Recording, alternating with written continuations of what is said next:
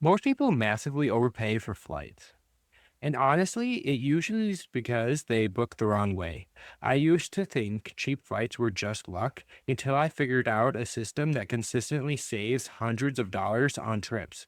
So, in this video, I'm going to show you the exact strategy I use to find cheap travel deals. Now, this isn't about like sketchy websites or fake travel hacks. This is just a smarter way to search for flights that most people never learn. And once you understand the system, you start noticing cheap deals everywhere. So, first things first, I use Google Flights. I think Google Flights is the best place to the best place to find the best deals. One of the biggest mistakes that people make right away is searching for one exact date. So I have an example here. So, like, let's just say I want to go from Seattle to Hawaii, and I put in my exact dates that I wanted to go, right? That usually gives you the most expensive option. Instead, I'm always flexible in my dates at first. So, this is what I mean by that. Since if I'm more flexible with my time, I'm going to be able to save a lot more money. And so when I click on this, it's going to allow me to choose different dates. So as you can see here, like I'm seeing here that like this is a big difference. So I'm going to choose this and then I'm going to choose like the 8th, right? So instead of having a round trip for $577, I'm getting a round trip to from Seattle to Maui for $325. You're saving $200 just there. Like, that's a huge difference. Just by being more flexible with your dates, like moving your vacation around, especially if it's something that's international that you're going out of you're going way away from where you live. Like, it's a big difference. This one habit alone can save people a crazy amount of money. So the other thing that you also want to be looking at is nearby airports. What I mean by nearby airports is you're going to look at airports within an hour or two around the airport that you're looking at, because as you're going to see down the line is that airline pricing is not streamlined.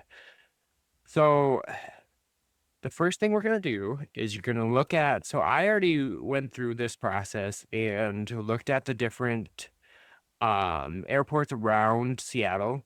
And so Portland is about an hour away from Seattle. And we're going at the exact same time, the exact same dates, but we're saving another $50 almost on it just by going a little bit out of your way um to save even more money. Like now we went from $577 to 285. Like, we cut that in half. Like, that's a huge difference. Now, the other thing that I really love about Google Flights is the Explorer option. So when you come into Google Flights, you can either go into Flights, Google, or Travel.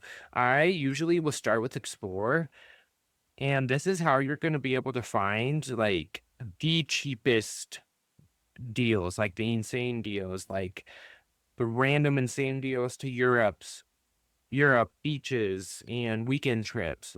So then you're gonna put in your departure city, wherever that may be. I'm using New York in this example, and it's gonna show you. You're gonna change. Now the big thing is this is gonna come on specific dates. You want to change this to flexible dates next 6 months and whether you're doing a weekend, 1 week, or 2 weeks.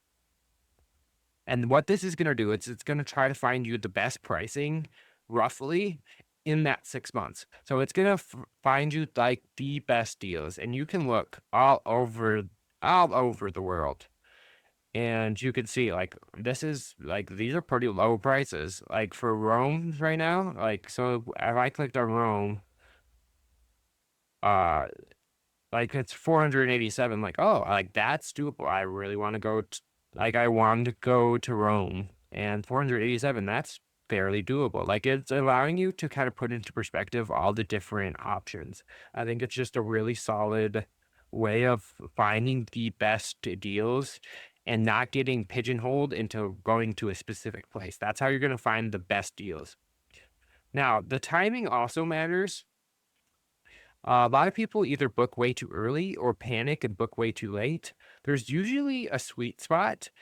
And I also look, so what I look for is midweek departures, off season travel, and low demand days. So that's normally going to be in the middle of the week. As you could see here, I it's normally like the, oh, this one's the start of the week, and different things like that. You're wanting to look for different things. You don't want to be departing on different days. Like middle of the week is the best. Now, I'm going to show you a real example, kind of throwing all this together. And I'm going to show you well, a trip from Philadelphia to Paris, right? So a trip to Philadelphia to Paris is $837, which if you look at the days I decided to choose, we're looking at roughly like what, $900 to $1,000 trip. So they're being a little bit more flexible with their dates.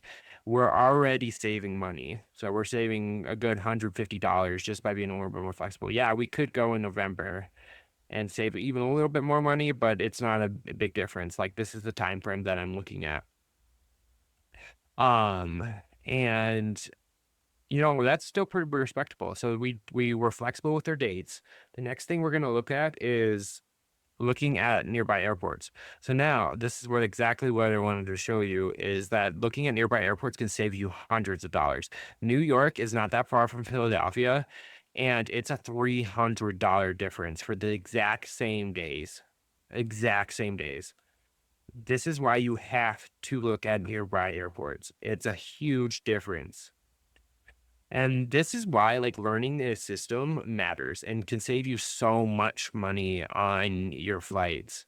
Like people overpay for flights all the time. The truth is, cheap travel usually isn't random. Most people just never learn how to search properly. Once you understand the system, you start spotting opportunities constantly. And if you want a full step-by-step version of my process, including my full workflow, exact tools, advanced strategies, and how I consistently find deals, I put everything together in my full guide linked below. Hopefully this video helped you save money on your next trip, and I'll see you in the next one.